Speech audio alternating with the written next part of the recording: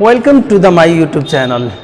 آج میں ایک بہت اہم مدعے پہ بات کرنا چاہتا ہوں، چونکہ آپ دیکھتے ہیں کہ گروگرام میں ہر جمعے کے دن لاسٹ کے 3-4 مانتھ سے جس طرح سے اگریسو موڈ میں ایک کمیونٹی کے خلاف ایک سماج کے خلاف باتیں کی جاتی ہیں، ان کی نماز کے لیے جو سرکار کے ذریعے دی گئی جگہ کے خلاف عام لوگ آتے ہیں، اس کو اتنی حیثیت، اس کی اتنی ہمت کہ اس بوڑھے امام کے سامنے آ کر کہے، آپ دیکھیں اس تصویر میں، اور اسے یوں کہے کہ کیسے ہندوستان بنانا چاہتے ہیں۔ میں ایک شعر سناتا ہوں آپ کو۔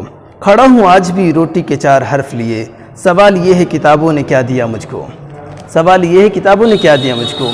ہم تاریخ دیکھتے ہیں کہ اتنی گنگا جمنی تہذیب، اتنی طرح طرح کی ہندوستان کی جو ورائٹی ہے، ہندوستان کے مذاہب، بین المذاہب، یعنی اتنی کثیر مذاہب کے لوگ جس طرح سے ہندوستان میں رہتے ہیں، بستے ہیں، اور سب کی اپنی اپنی کلچر تہذیب ہے، اور وہ سب مختلف طریقے سے اپنی کلچر پہ آج بھی قائم ہے۔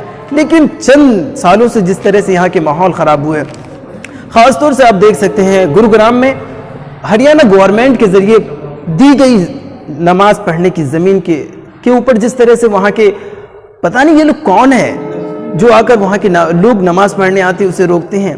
کہ کتابوں میں جو پڑھے ہم نے کہ ایسی ہندوستان تھی، آزادی کے وقت ایسے قربانیاں دی، یہاں پہ کوئی مذہب، اور ہم خود دستور میں پڑھتے ہیں سیکولرزم کا جس کو درس دیا جاتا ہے، جس میں کوئی مذہب، کوئی دھرم کا کوئی مسئلہ نہیں ہے، سب اپنی آزادی سے، فریڈم سے رہتے ہیں۔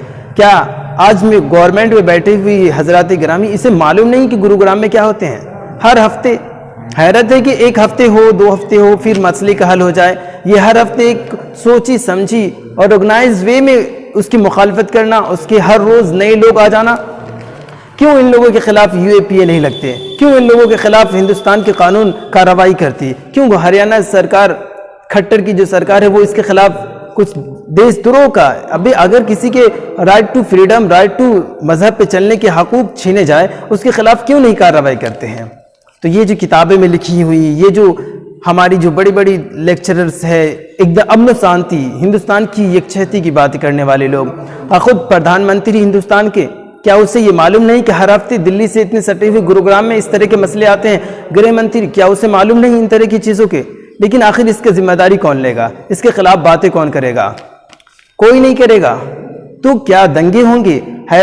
سب سے بڑی مبارکباد کے لوگ وہ ہیں جو نماز پڑھنے آتے ہیں۔ اس طرح سے اگر کوئی دوسری قوم کا لوگ، اگر کسی دوسرے مذہب، خاص طور سے مسلمان، اگر کسی ہندو کے اس طرح کرنے پہ اگر وہ کچھ کرتے ہیں تو کیا حال ہوتا؟ آج کس طرح کے ماحول وہاں برپا ہوتے ہیں، کس طرح کے دنگا فساد برپا ہوتے ہیں۔ آپ دیکھے ہوں گے کہ بنگلہ دیش کی ریئیکشن میں تریپورہ میں کس طرح سے وہاں کے مائنورٹی، مثلاً مسلمانوں کے دکانیں چلائیں گے، وہاں لوٹ مار کیے گئے۔ اپنے ہندوستان کے اس وقت سلگتے ہوئے ہر مسائل پہ دیکھیں گے ایک ہی نظریہ ہے۔ UP جیسے الیکشن ملک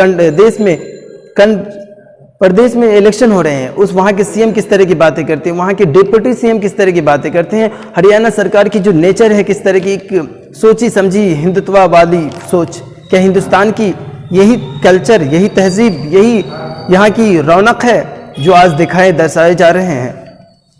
تو ہمیں بھی ایسے وقت میں ایسے لوگوں کے لیے آوازیں اٹھانی چاہیے، ورنہ یہ ہندوستان کی جو تاریخ ہے یہ سب تاریخ بن کے رہ جائیں گی۔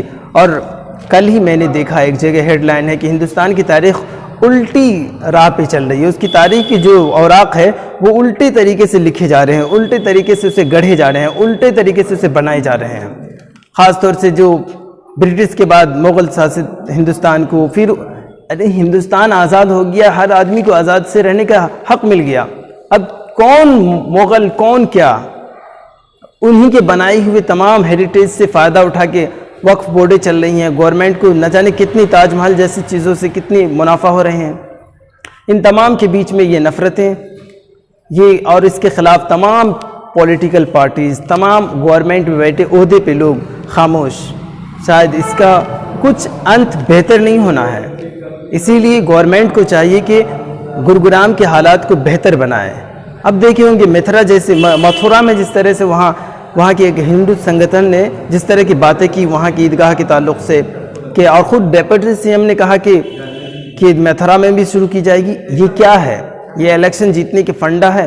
لیکن ملک کو کہاں لے جانا چاہتے ہیں؟ ہندوستان کی تہذیب و ثقافت کو کہاں لے جانا چاہتے ہیں؟ کیا یہی ہندوستان کے بارے میں آزادی کے وقت لڑنے والوں نے یہی سوچ کے ہندوستان کو آزاد کرایا تھا کہ آنے والے 70 سالوں کے بعد اس طریقے کا ایک ہندوتوا آڑا آئے گا، ہندوتوا کی سلطنتیں آئیں گی، دستور نام کی کوئی چیزیں نہیں ہوں گی، اقتدار میں بیٹھے ہوئے لوگ دستور کی ہر آرٹیکل کی دھجیاں اڑائیں گے، پارلیمنٹ میں ایسے قانونوں پہ بحث ہوں گے جس کی کوئی ضرورت نہیں ہے؟ ایسے ملک میں رہتے ہیں صاحب۔